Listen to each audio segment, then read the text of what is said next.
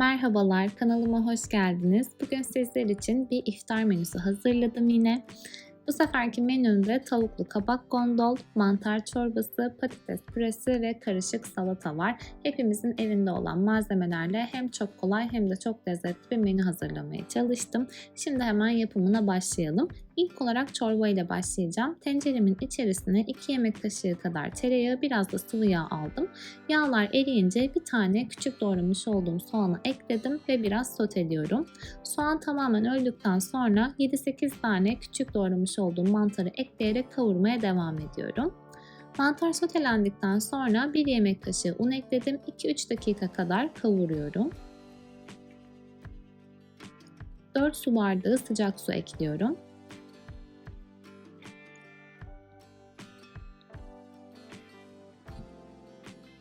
1 su bardağı da süt ekledim. İsterseniz krema da ekleyebilirsiniz. 1 kutu. Eğer kremayı da yaparsanız kıvamı daha yoğun olur. Sütlü yaptığınız zaman kıvamı biraz daha açık oluyor. 10-15 dakika pişirdikten sonra çorbam bitiyor. En son tuz ve karabiber ekledim. Kıvamı da gördüğünüz gibi bu şekilde. İsterseniz blenderdan biraz geçirebilirsiniz.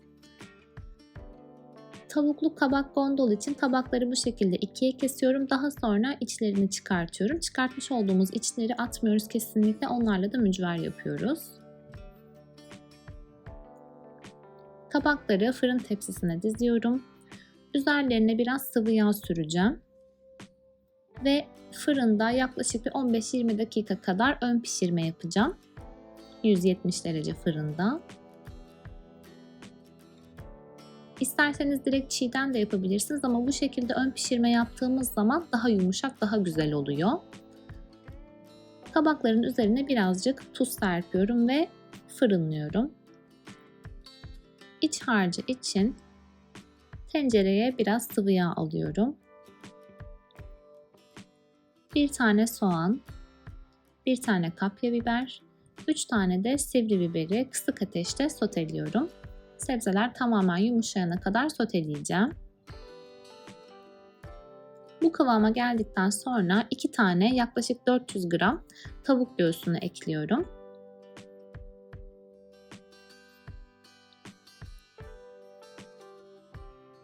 Ve biraz daha soteliyorum. Salça yerine 1 yemek kaşığı toz kırmızı biber kullanıyorum.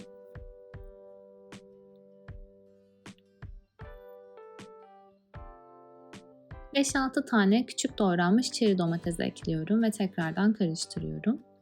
En son baharatını ekleyeceğim. Baharat olarak da karabiber, kekik ve tuz kullandım. İç harcım bu şekilde hazır olmuş oluyor. Pişen kabakların içine tavuklu harcımdan dolduruyorum. Şimdi beşamel sos hazırlayacağız. 1 yemek kaşığı kadar tereyağı, biraz da sıvı yağını eritiyorum öncelikle. 1 yemek kaşığı un ekliyorum ve 2-3 dakika unun kokusu çıkana kadar kavuruyorum.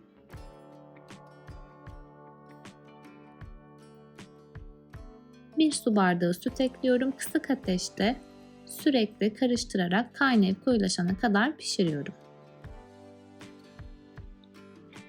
Piştikten sonra tuz, karabiber ve biraz da muskat rendesi ekliyorum.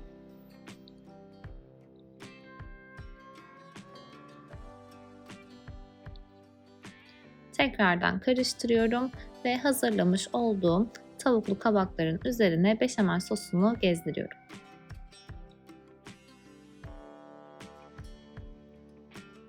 En sonda kaşar peyniri rendesi ekliyorum ve önceden ısıtılmış 170 derece fırında üzeri kızarana kadar pişiriyorum. Benimkisi yaklaşık bir yarım saatte falan kızardı. Hem çok kolay hem çok lezzetli bir yemek oluyor. Mutlaka denemenizi tavsiye ederim.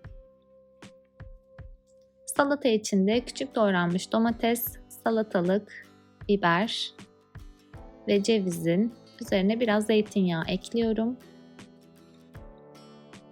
1 tane limon sıkıyorum. Bu döküm limon sıkacakları çok işe yarıyor. Eğer elinizde yoksa mutlaka tavsiye ederim bir tane almanızı. Hiç çekirdek derdi olmadan çok rahat oluyor. Daha sonra tuz, biraz nane ve biraz da sumak ekliyorum. Ve salatam da hazır. Çok lezzetli oluyor bu da. Baharatlar güzel bir aroma veriyor. Mutlaka ceviz de eklemenizi tavsiye ederim.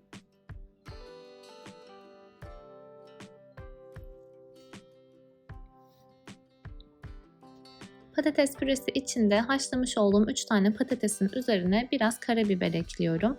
Yarım kutu yani 100 ml kadar sıvı krema, 1 kibrit kutusu kadar da rendelenmiş kaşar peyniri ekleyeceğim. 1 yemek kaşığı da tereyağı ekliyorum. Tekrardan pürüzsüz bir kıvam alana kadar hepsini eziyorum.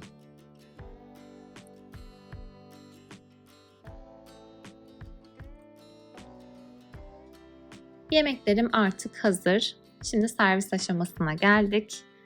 Sunumu bu şekilde yaptım. Sizlere de fikir olması için her zamanki gibi bu kısmı da paylaşıyorum. Umarım sizlere de fikir olur. Hem iftar için hem de sunum önerisi için.